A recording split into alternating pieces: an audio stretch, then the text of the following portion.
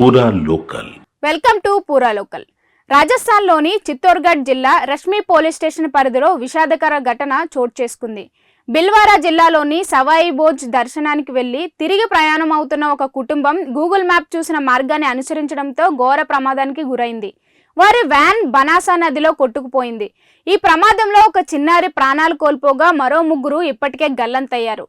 అయితే గ్రామస్తుల సహకారంతో పోలీసులు 5గురిని సురక్షితంగా రక్షించారు. ఇక వివరాల్లోకి వెళ్లి చూస్తే రాజ్సమంద్ జిల్లాకు చెందిన గదరి వర్గానికి చెందిన కుటుంబం విహారయాత్రకు వెళ్లి తిరిగి వస్తుంది. గూగుల్ మ్యాప్లో చూసిన మార్గాన్ని అనుసరించి సోమి ఉప్రేడా మధ్యనున్న కల్వర్ట్ వద్దకు చేరుకుంది. కానీ ఆ కల్వర్ట్ 3 సంవత్సరాలుగా మూసివేయబడి ఉందని వారికి తెలియలేదు. ఇటీవల కురిసిన భారీ వర్షాలతో బనాస్ నది ఉప్పొంగి ప్రవహిస్తోంది. ఆ నీటి ప్రవాహంలో చిక్కుకొని వ్యాన్ కొట్టుకుపోయింది. వ్యాన్ లో మొత్తం 9 మంది ప్రయాణిస్తుండగా పోలీసుల సహాయంతో 5గురిని పడవతో కాపాడగలిగారు. కానీ ఒక చిన్నారి మృతి చెందింది. మరో 3 కోసం గాలింపు చర్యలు కొనసాగుతున్నాయి. గూగుల్ మ్యాప్ పై గుడ్డి నమ్మకం ప్రమాదానికి దారితీస్తుందని ఈ ఘటన మరోసారి రుజువు చేసింది.